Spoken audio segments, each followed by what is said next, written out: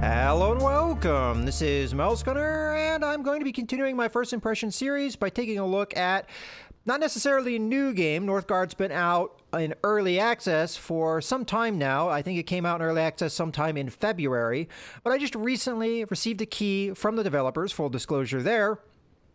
And I think mostly the reason for that is they did an update that added multiplayer functionality. That is not something I'm going to be looking at in the scope of this video, as the scope of this video is to give a demonstration of the basic gameplay mechanics and give my first impressions of the game. So what is Northgard? Northgard is a combination of a traditional RTS with building management survival sims, like Banished comes to mind. Now, I don't have a lot of experience with Banished. I've never played it, but I've seen it played and I have an idea of what it's about. And it kind of reminds me, Northgard does, of that game. You could also draw parallels with other RTS-style games like Tropico, where you have a little bit of an additional element added in that makes it not so much a traditional RTS, but still an RTS. I feel like most of the game for Northgard does play like in a traditional RTS, though, although you do have those survival mechanics. But let's go ahead and jump into the single-player mode. Now, it did save over a lot of my settings. That's nice to see from the last time I played. Now, I did do a 2-hour stream of this game to familiarize myself with it. One criticism I could raise at this point is the fact that there is no tutorial in the game. There are some tips, but I consider them to be very bare bones. But the game, at least at its current state, is pretty simple. And as a result, it doesn't have a huge learning curve. And within an hour or two, I think, especially if you have some experience with RTSs, you should be able to pick up the mechanics, which I was able to do. Now, a caveat here is I am not really a fan of RTSs, and this is very much, in my opinion, it feels like a traditional RTS. So all of the complaints that I would have about a traditional RTS, I could have or levy at this game. So if you're a fan of RTSs, especially more traditional ones, those criticisms are probably not going to bother you because that's just part of the mechanic. And it's more just my own personal preference that is the problem. I just don't really enjoy RTS mechanics as much. I come from a turn-based strategy background, and that's what I prefer. And I just don't have I guess I'm a little too scatterbrained for RTSs, and I can't divide my focus as much as is needed oftentimes in an RTS, and we'll see that as we jump into the game. Now, to keep things a little bit more confined, I'm going to be playing on a small map. When I did the stream, I was on a medium map, and I did the traditional 3 AI players as enemies. In this case, I'm just going to be playing against 1 AI player. Now, as far as I understand the multiplayer and how it works is you're just replacing AI players with human players. Otherwise, the game is going to work more or less the same way. I'm going to have all the victory conditions on, just because that's the default. And we'll hop right into the game. So the selection I'm going to need to make here is what clan I'm going to be. Now, I don't know if more than one player can select the same clan or not. That's not something that I'm 100% certain of. But I'm going to be playing as the clan that I already did a playtest of because I'm familiar with it. But I'll show you another clan just as a comparison. So we have the Clan of the Wolf here. And they're going to have 2 different bonus types. They're going to have their starting bonuses. So the first bonus is killing wolves and brown bears provides meat, which is going to be food. Pretty much any other clan that kills a wolf or a brown bear is not going to get any benefit outside of just killing the wolf or brown bear. And we'll see exactly how that works as we get into the game. Your military units eat 30% less food and provide happiness. Happiness is pretty important in the game, and the consumption of food, this being a building management survival sim as well as an RTS, that is going to come into play. Your fame bonus is something you're going to unlock as you go through the game. So at 2 different stages, 200 fame and 500 fame, you'll unlock these 2 bonuses. So starting with the one at 200 fame, we have Assault. Your military units gain 20% attack bonus when fighting outside your territory. And then finally, your Berserker can colonize cleared areas for free, which is at the 500 fame level. So as a comparison to the clan I'm going to be playing as, the Clan of the Goat, My starting bonuses is that I start with 2 sheep and I can build the sheep fold, which is a building that uses the sheep to produce food. And then my clan members eat 5% less food. Now that's all of my clan members. I don't know if actually it includes warriors though.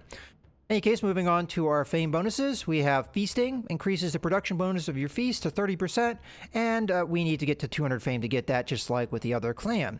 And then at 500 fame, we gain 2 free tools to improve your villagers' productivity. All right, let's go ahead and select this clan, and we will start. So every clan is going to give you varying bonuses and benefits. And I think there's also a tech tree way of going when you select a clan. There's specific tech that I think are geared for clans, although that was not necessarily said there. And we can look at the tech tree in a little bit. All right, this is very much, in my opinion, a traditional RTS in the sense that if you pause the game like I have done right now, you can look around at some of the user interface things, but you cannot actually interact with the game in any way. So I cannot move around the map, I cannot select anything, I am pretty much locked in where I am. So if I want to take a pee break or something, I can do that. But outside of that, there's not a whole lot else I can do with the game outside of just maybe reading just various information that may be available to me. And we'll do some of that right now. Now, the reason I chose easy difficulty is because I'm going to be demonstrating the game mechanics, and with this game, the only way you can actually interact with the game is to progress time, and I don't really want a more difficult AI taking advantage of me while I'm trying to explain mechanics, because that's really the scope of this video. More than likely, I'm not even going to play this to its conclusion. I'm just going to play it enough so I can demonstrate the main mechanics of the game, and then I'll give my impressions of it. All right, so let's start off with all the different user interface things. So over up in the corner, we just get a summary of what my bonuses are once I get to the different fame levels and just my starting bonuses in general. I don't know what the 1% means. I haven't quite figured that one out. Moving on, though, we have right next to that, we have our fame. And the fame is right now at 0, and once we get up to 200, we get a new title from Chieftain to Thane. I don't know if that really has any impact on the game, but eventually if we go this way, we can become King of Northgard, which I guess is our main objective. We also have a fame victory. I had all of the victory conditions selected, so this is one that we could do, and these are the things we need to do for that fame victory condition. Moving on, we have our happiness. Happiness is going to be more or less your population growth. So if you are positive happiness, which is going to be green, then you are going to gain however much that number is of villagers per however many days. So in this case, we have 1 positive happiness. So we will gain 1 new villager every 38 days. Time will progress, and we will even have seasons, as you can see here. There is even a winter period on the bar, and there's going to be different things that happen during the winter. That's where the survival mechanics of this game is going to come into play as well. But if we look here, we also get a summary of what is affecting our happiness. So we have our current happiness, which is being bolstered by our territory, and then we have expected happiness. I believe the red is a negative. Sometimes this game is not really clear on that. Sometimes it gives you a plus, sometimes it gives you a minus, but I believe red is always minus and green is always positive. So in this case, we have 2 positive things and 1 negative thing, giving us an overall tally of 1. Now, the expected happiness, I'm not really sure where that comes from, and it doesn't really tell you, so that's one element of the gameplay that perhaps needs a little bit of more depth. Now, this is one of the tips, by the way, that I talked about. There's no tutorial, they're just tips, and these are very simple. They do not really get very much into the details of the game outside of here, build a building, you know, that kind of stuff, and it really doesn't guide you that much. Next, we have our food. This we need to feed our people. So we have our consumption and our production. So right now we're getting 16 from villagers, and we are consuming 5 for the population that we have. I don't really know what happens if you run out of food for a long period of time. In my playtest, I did actually run out of food, but it didn't really seem like I had that much of a consequence for it. Perhaps it causes your happiness to really plummet, and perhaps you lose you get negative population growth. But it seems like it has to be negative for quite a while before it really starts hitting you, just from my experience. Then we have wood. Wood is going to be used for a number of buildings, but it is also going to be used for firewood, and this is where your survival mechanics come in. You need to use it for fuel to survive, especially in the winter, so you're going to see fuel consumption really go up during the winter. And right now we're not producing any wood because we don't have any buildings to produce that wood, so right now we are only consuming wood. So that we need to address for self-sustainability relatively quickly. We have crowns. Crowns are used to hire, predominantly it's used to hire soldiers, warriors, but there are a number of things that do require it. So just another resource. Stone is predominantly used to upgrade buildings, and it's kind of a tricky resource. It and metal or iron are a pretty tricky resource because they spawn on map locations, and kind of like your traditional RTS where sometimes resources are consumable, you mine them and then they're gone. That's more or less how stone and iron works. So food and wood you can produce forever, as well as crowns, as long as you have the buildings to produce it. Stone and iron requires a on-map resource. And in my opinion, how much of that resource you get before that resource is depleted is really not a lot. So a little bit challenging, and it's something you're going to have to really strategize and think out. How am I going to use my stone? What's the best use of my stone? Probably something that I haven't yet grasped. We have our population. Right now we have 4 people, and our current cap is 5. We'll see exactly how we get a higher cap so we can get more people, because as we know from our happiness, we're going to gain 1 population in 38 days, and then we'll be maxed out. So if we want more population, we're going to need to do something about that. Then we have our warband. This is our warriors, our soldiers. And again, this is a cap. Right now it's at 0 of 0, because we have no buildings that can sustain warriors, and we don't start with any warriors. So we have that. Then we finally have lore. Lore is going to be how we unlock tech. Currently we're gaining 1 just from our population, but there are locations on the map that you can use to increase your lore. If I click on the lore, I can see our tech tree. So the items that have the little goat icon near them, I believe, are geared towards your clan. So this is where I was saying I think your clan is going to affect what your tech tree looks like. I haven't confirmed that by being a different clan, but it's possible that is the case. Not something that's really advertised, but more or less you go through a pretty simple tree to unlock things. So right now I only have 3 choices. I have sharp axes, which is going to produce more wood through our woodcutters. We have weaponsmith, which is going to increase the attack ability of our soldiers. And then we have trading, which is going to enable us to do trade routes, which are going to give us more crowns. As a matter of fact, it might give us more crowns in general, and then allow us to do trading posts. All right. So that's more or less the lore. And then we have a summary of all of our just different villagers or clan members. And currently all we have is the 4 population, and they are villagers. If I want to select on one of them, I would just click here. Or if I want to, and it will cycle through it the more you click on it. Or if I'm going to click them all or select them all, I right click. Same thing with the sheep, which does count as part of your population, oddly enough. We have a button to improve our tools. This is going to improve the efficiency of one of your villager types, and you get to pick which one, and this is the cost involved. So 30 crowns, 5 iron. Organized feast, you more or less burn food, and then you're going to gain 20 fame, you're going to gain some happiness, and you're going to get some production bonuses for a 1-month period. Finally, we have build. Now, that's what the tip is telling me to do, to build.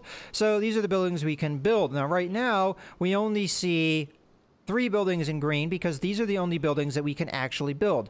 Some of them depend upon certain structures having been built. So Healer's Hut, you need to build a Woodcutter's Lodge before you can build this. And a lot of them are going to say that. It looks like, as a matter of fact, all of these buildings are going to say that, but some of these are going to have further requirements. So, for example, Fisherman's Hut. To build a Fisherman's Hut, you have to have fish on the map section. Now, speaking of the map itself, over in the lower left, we have the map. Now, you'll see this little border area.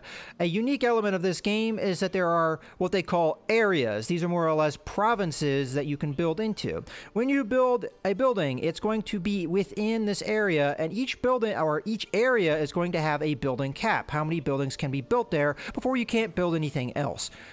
Another interesting element is you can click on an area, and let's just go ahead and do that now and demonstrate that. And you're going to summary of what's in that area. So we have villagers and sheep, and you can select them, the villagers and the sheep, by doing this. So let's go ahead and build a woodcutter's lodge because we know we're going to need that, and we'll just fit that wherever we want, and we can use the F key to flip it around if you want to orient it a certain way. But let's put it on over here, over by this forest.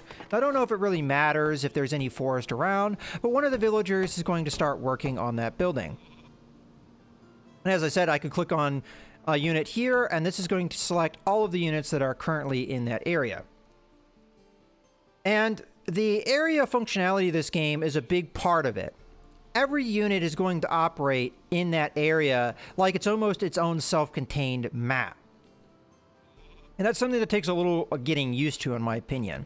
So I'm going to go ahead and build another building here. I'm going to build the...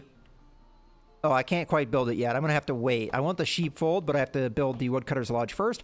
Now, as far as I can tell, you can only build a structure with one villager at a time. Now, if a villager does not have something to do, they're going to be producing food for you. So you see they're more or less foraging. They're getting fruits and vegetables, or fruits and roots, or whatever they can forage for, and they're bringing it in. Now, for them to be able to do that, you have to have a storage building of some type. Now, what does that mean? Well, right now we have a building here, which is our town hall. This is going to be a building that can be multi-purpose, but in the case of what I was just talking about, it is a building that you can store food into. You'll see the villagers are grabbing the food and they're bringing it to our town hall. If there was not a building like that within an area, the villagers, if you put them in there, they would not forage for food because they don't have anywhere to put the food. So that's an important element to understand. And when you click on a building, you can see the upgrade and the benefits of that upgrade. So if we were to upgrade our town hall, this is going to increase our maximum population by 2, and it will also increase our population growth by 20%. We see the resources we need, so 100, 50, and 10. We already talked about how stone is important for upgrading, and that's the thing you're going to need to keep in mind, that it's almost pretty much the only thing that you use stone for. It's possibly the only thing they use it for. Okay, so we built that woodcutter's lodge. Now we can build other buildings. So I can build the sheepfold here. And we do need to start putting villagers in to our woodcutter's lodge to assign them. So I just click on a villager and then I right-click the woodcutter's lodge, and that will assign that villager to be a woodcutter. Now there's going to be a cap, 2 of 2, so I can only have 2 people working as woodcutters at a time. Now it's going to convert them from villagers into woodcutters, so they no longer will forage food for you. So that's another thing to keep in mind. And villagers are the only things that can build buildings for you. So if you have no villagers, you have no means to build a building. Now, to reassign a person, all you need to do is left-click and then right-click on your town hall, which is how you produce villagers. Now, the interesting thing about the sheepfold is that the sheep are going to work the building. So it's 2 of 2. There we go. Now we need more houses, they just said. So we're going to open up our building and we're going to just select a house. Now what does the house do? It's going to provide shelter for your clan, but it's going to increase. The tooltips here could probably do a better job explaining what the buildings do. It's going to increase your population cap. So we're going to go ahead and select, well, we can't do that now, but we'll select that and we'll put in a house. And that will increase, I believe, our capacity by 5, if I remember correctly. Now, I may start running into the problem where I'm going to cap out the area I'm in. I actually don't know if there's a way to see the area cap. Yes, right here, building, 4 of 5. So I can only build 5 buildings in this area. Now, the next thing I'm going to want to build, going to be pretty important here, is a scout camp. So I'm going to go ahead and build that right here, and this is going to max out this area. So we built every building that we could possibly build in this area. So if we want to expand ourselves be able to build more things, we're going to need to expand into more areas. So to do that, I have just created a scout building, and I'm going to convert scouts. So what the scouts do is they scout out other areas. So we can right click and start scouting the map for us. And currently, I'm going to select another villager and have them do that because we can max out 2 scouts. And scouting is fairly important in the early game. And we can see the progress of the scouting through this little icon here. All right, we see right here, though, there's a wolf. That wolf is going to be in that area, and it's going to challenge us and prevent us from expanding there, as long as there is a threat. So we can only safely expand into this area, so why not? And we found ourselves our first deposit of stone. Now, each area is going to have its own building limit, so we see 0 of 3 as opposed to the 0 of 5. So if I click here, what I did to colonize is I just clicked this button. It cost me an amount of food. Let's go ahead and pause just so we're not losing out on anything. I can't click this, though, because you can't colonize an area that's defended. Well, it's being defended by these wolves. So until I go in and kill the wolves, I cannot come into this area. Now, one way of producing food is to kill deer, as with a hunting lodge. So let's go through the buildings real quick, now that we have a lot of them unlocked. So we've got a scout camp we've already done. We've built a house. We've done the woodcutter's lodge. Healer's hut is going to heal your population. I think as long as they're within your territory, if your healers are working at the healing hut, they will heal your villagers, your clansmen, regardless of their role. And that's kind of a weird mechanic, and it takes quite a while for them to heal. I guess the more healers huts you have, the faster it's going to heal. Okay, moving along, we have a fisherman's hut. I kind of already explained you can produce food as long as there's fish around. We have fields. This works very similar to the fisherman's hut. This is why this is grayed out, because you require fertile land, which I think we just got up here. So we may be building a farm fairly soon. Hunter's Lodge. You need deer around, so that's what these deer here we can use to produce food. We have food silo. This is something you can store your food in. One thing that happens in this game that I really am not a big fan of is every so often a rats eat your food event will happen. And it says that, oh, if you were storing your food in a silo, that wouldn't happen. The problem is with the building caps, if you're trying to build buildings in an area to utilize that area to its best, you might not necessarily be able to put a food silo in there. So, for instance, I don't have a food silo in my main area. So that rat event's going to hit me all the time, and there's nothing I can do about it. Unless I destroy one of the buildings I've already established, for instance, maybe the scout camp, and then I build a silo. So kind of frustrating. We have a trading post that's going to produce crowns for you, and you can also use to do a trade route. You need to have contacted another nation, so our AI opponent, to be able to do a trade route, I believe. You have a marketplace, which also produces crowns for you. I don't really know what the difference between these two are. I guess you're trading a particular resource to get those crowns. And then you have a longship dock. I never actually got to experiment with this in my playtest because it depends upon a beach. And it's really hit or miss or whether or not you can get an area that has one. Right now, I mean, technically we're along the coast, but because of these cliffs, we don't have a beach, so we can't produce a dock. So I couldn't do that in my playthrough because I eventually ran into AI opponents and couldn't expand into an area that had a beach. But I could look at their building and be envious. We have a brewery, which is going to be the main way that you increase happiness, which is very important. Eventually, you're going to get to a point where your happiness dips down to negative level, and you're going to need to make that positive if you want to continue to grow your population.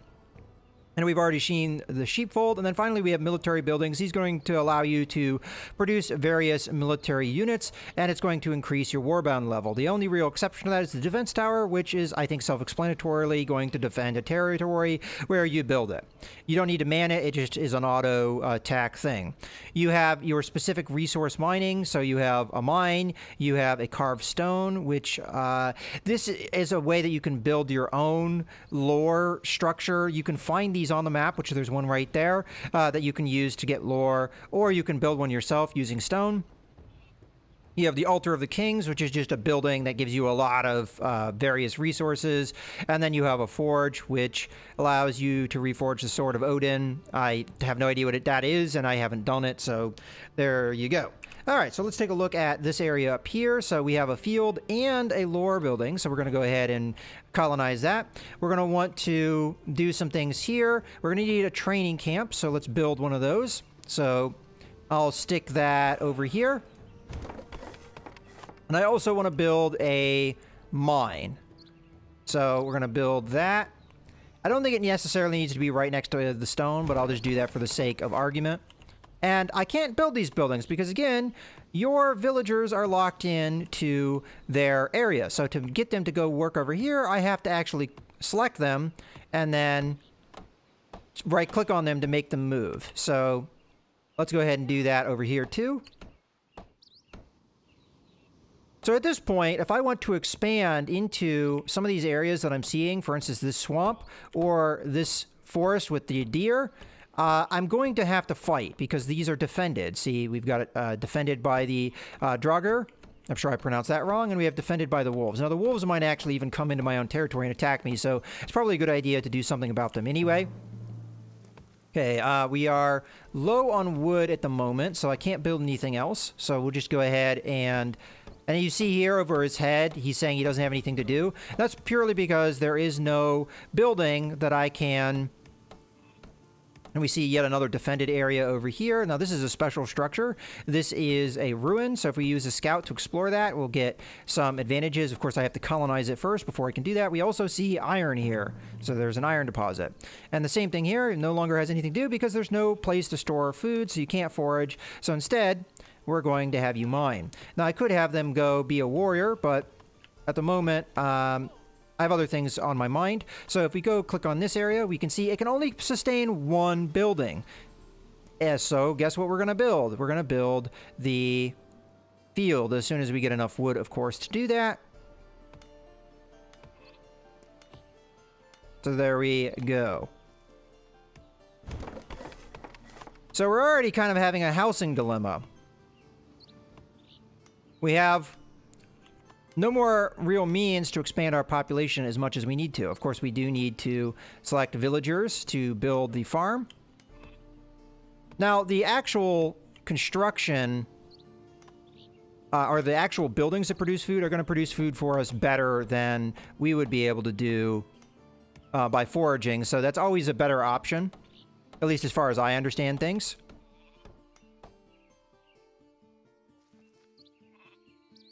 All right, so fairly soon I'm going to get some combat units, and we're going to forge out and kind of demonstrate how combat works. It's pretty simple, standard RTS fare.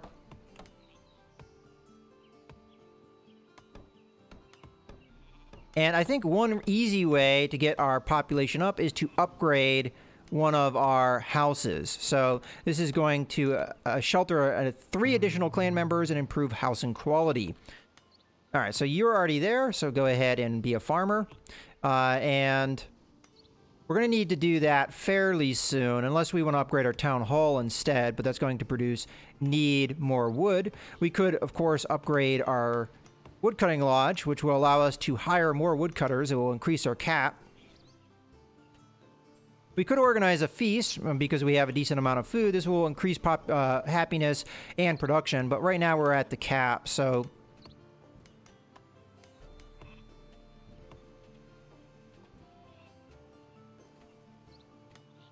Oh, we need to upgrade the town hall before we can upgrade anything else. So that's more than likely going to be my next upgrade point. Unless, of course, I just want to build a simple house over here. Now, of course, that's going to cap out this area because it can only hold 3 structures. So we'll go ahead and do that now. And we're going to need a villager to go build it. So I'm going to grab this guy, send him over that way. And do we have any other spare villagers? We do. So let's send them over to the farm so that we can produce as much food as we possibly can. Okay, so we do have a lot of baddies around. We haven't encountered our AI opponent yet. But they only really allow you to usually to expand into a couple areas for free, more or less because they have to do that. Because if they didn't, then you would have you know, you'd pretty much be locked in real quick because of your building limits. Okay, now we have winter. And you'll note in winter time, your food production and your wood production is going to go down pretty significantly because you need to use more wood for fuel and you need to...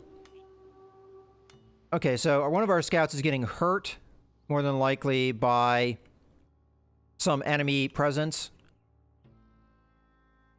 And your scouts will die as they explore. There's just a chance of that. All right, so... Oh, I should have somebody working the lore building over here. At some stage.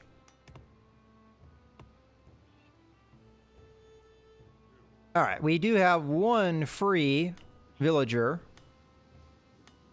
Let us go turn them into a warrior. Although I honestly don't feel like we need warriors right now. You know what? I changed my mind. I really need to increase my wood production. We're far behind.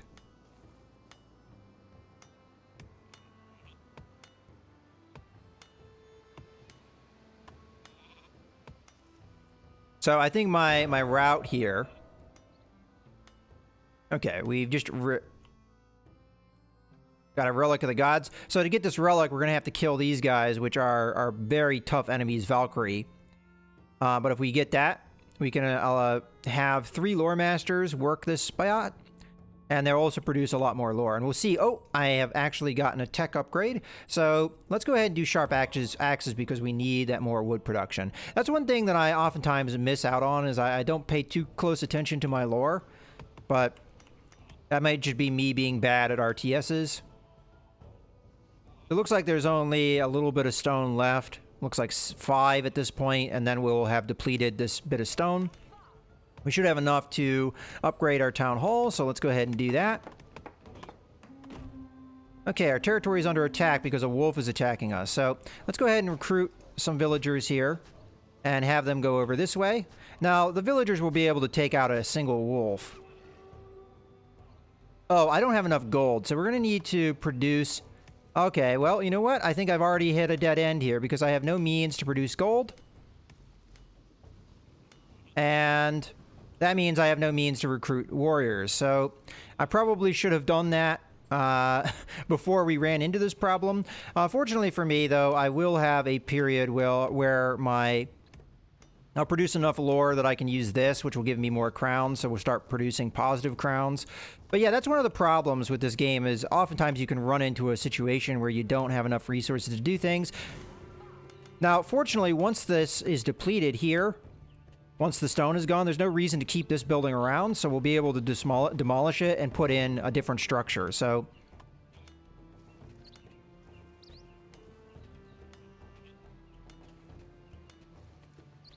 okay, let's see about upgrading our Woodcutter's Lodge. So we need 50 gold, which we don't have, I've already discussed. So now we've gotten to that point where we don't need this anymore. We're just going to go ahead and demolish it. And now these guys don't have anything to do, so we're going to go tell them to be villagers again. And then we're going to build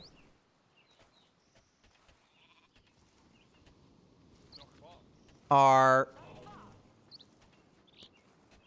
marketplace, so that we can gain gold, because that's the one thing that we desperately need. And we do also have this, so we can go ahead and do that. And now we're producing positive. All right, so now we can grab one of our villagers, send them over there, so that we can start building that.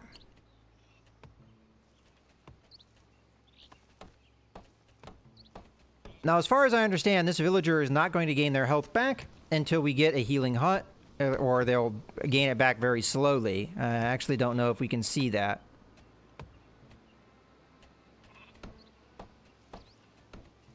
Oh, you can increase the number of buildings. I guess that's one thing that I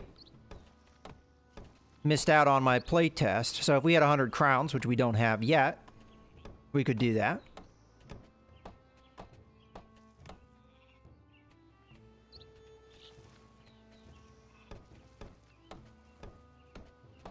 All right, so at this point, we're more or less just waiting for this to be built and for us to get enough crowns to start hiring warriors. I do have enough crowns to hire one, but... Oh, we do have food. Let's go ahead and organize a feast. We're maxed out on our food, so we're going to get a population boost, growth because of our happiness. We're also getting a production boost. So you can go ahead and work there, and you can go work here too. And we'll start producing more crowns. So this will allow me to use more of my villagers as warriors. So in just a little while, we'll be able to hire 2 warriors. I don't really want to hire one that is already wounded, though.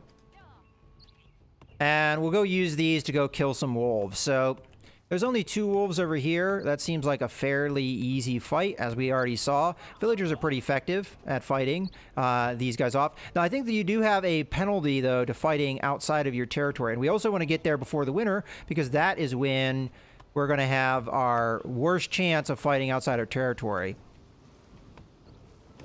All right, so this is just more or less the combat. So they're going to fight whoever is in the territory. You can direct them more specifically, and you can also run away. So a big, maybe even downside of this game is you can take advantage of the AI.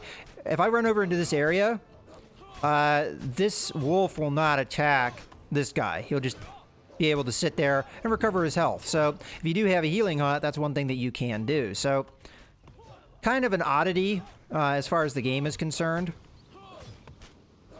Looks like our warrior is taking an awful long time to kill this guy. We can increase his attack strength by getting the weaponsmith. And let's go ahead and get our warrior back in here so we can increase the damage here. All right, so our warriors were able to clear this area, so now we can colonize it. And that costs food.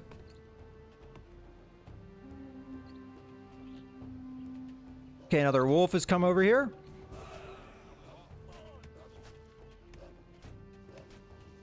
More than likely, my villagers will be able to handle it, but we'll just have the warriors go over there.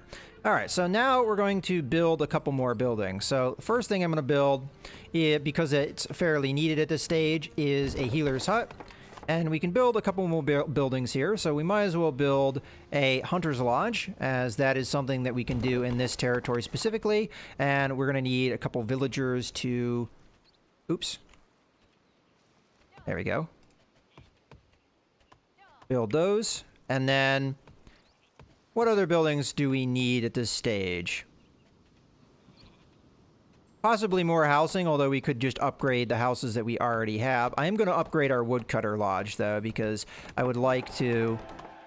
And we just received our first title upgrade, and now feasting will be better for us. And considering we have the food to burn, we might as well do that. And another villager can work in the woodcutter's lodge now that we've upgraded that. So... Okay, so we have the healing lodge built. So let's grab another villager here and have them go over here. And then you can go work there. And we need one more villager that isn't the person that we are sending over to be a healer. So now the healer will start healing the damage that has been done to the other villagers. Or the healers, I should say. And more or less, they just need to work in the area they're already in. So eventually our warriors are going to get full up on health. And more or less, this is the game. This is what you do. So we just continue to expand by defeating the enemies and then going into their territory. Now, to defeat your opponent, what you're going to need to do is you're going to need to capture their town hall. So as you come in... We are having negative happiness, but I'm going to go ahead and wrap up the game here because I think I've demonstrated pretty much all there is to the game. There's not much beyond what I've already demonstrated here. You do have the improved tools, which I already explained. It's pretty self-explanatory. When you click on this button, you're going to then click on which villager type you want to improve, and then that gives them a production bonus. There are different warrior types. that you can get by, and I guess there is one other element that I should showcase here real quick, and that is the training hall, which is right here. You can hire a war chief. So if you have enough iron and enough gold, you can hire a war chief, and the war chief is just a really powerful military unit, and you can do lore upgrades to make him more powerful. Once you get up to this level, you can make your war chief even more powerful and give you additional benefits than he traditionally would give you. But then you have a couple other warrior types, and that is mostly through the building path. So you're going to get an axe thrower, you're going to get a shield bearer. There's a berserker type. I don't know if you perhaps hire those at the different production facilities, the different troop types. And every time you build a training camp, a axe thrower camp, or shield bearer camp, it's going to increase your warband capacity by 2, I believe. So just to demonstrate that, I believe we have the building capacity to do that over here. So let's go ahead and build a, let's say an axe thrower, because I haven't really seen those in play. So we'll put that right there. We'll grab one of our villagers and we'll put them over here. Now, really, if I was playing this seriously, I would then look into a brewer rather than an axe thrower. But just to demonstrate what happens when you build yourself another thing. Also, events will happen every so often, and you'll get an idea of, usually they're going to happen at the beginning of winter. So we're going to have an earthquake, which is going to damage all our buildings. That's the first time I've seen that, but there's other events that will happen. You'll have blizzard events that will really hurt your food and really heavily hurt your food. I mean, not your food, your wood, because you're going to have to burn a lot of wood to keep people alive. But once we get to this event, it's going to happen. There's other events like the Drugir will attack your village at several locations. That's a bad event that can happen. We need houses, so we're just going to upgrade this house, which is going to help with our happiness, because that was one of the things that was driving it down. But in any case, if we pause now, we can see that our warband capacity went up by 2. And now we can hire a different type of warrior, and if we upgrade this building, it just makes the warrior, the axe thrower, more resistant. So that's more or less how the game works. I would say that the game is currently in early access. I will point out it's pretty simple. There's not a lot going on here. I wouldn't say, I think it's a decent game, but it's not a game that necessarily floats my boat. I'm just not really a big RTS player, and this is very much an RTS to me. So it's not really a game that I'm super interested in. I was hoping that some of the extra game elements would sway me into enjoying the game a little bit more, but that's not really the experience I've had so far. I just kind of have the same issues I have with every RTS that I play. One being that I'm not really good at RTSs, and because I'm not as good at them, I don't find them as fun. But I can still see what's good about this game and what's interesting about it. I think that the area mechanic is interesting. I haven't really seen anything necessarily like it, but it also adds a little bit of clunkiness in moving things around, because your villagers operate bound like that, where they're bound to their area, and that can take a little while getting used to. Rather than just having villagers work wherever they're needed, for instance, like Tropico. Like Tropico is a great example of this, if I'm going to draw that parallel. So with Tropico, if you built a building, if there are people that need a job, they'll go and work there. You don't need to tell them to do that. It's just something that they do naturally. Whereas this game, you're going to have to find an area where there's villagers that aren't doing anything. Frankly, this helps a lot, that you can just click on a villager. Sometimes, though, it selects villagers that you're already telling to go somewhere else, which is kind of frustrating. But click on a villager, you assign them. To me, it seems a little awkward and clunky at times. That would be my complaint there. But otherwise, it's a decent game, maybe not having a lot of depth, but oh, and I didn't explain how you win or how you beat an opponent. Well, how you beat an opponent is you take their town hall from them, and to do that, you're going to take your warriors into the area, you're going to defeat all of the units that they have in that area, and once you're uncontested, you'll sit in the area and a ticker will start.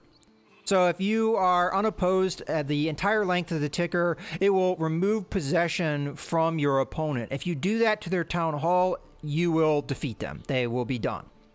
So that's more or less how you defeat an opponent. If you defeat all your opponents, that's one way of winning, obviously. But then you have your other victory conditions, for instance, your fame victory condition, and so on, that you can do to win. So it kind of adds in like a civilization style way of playing the game. But in any case, I hope you guys have enjoyed this look at the game. This is Mouse Gunner signing out.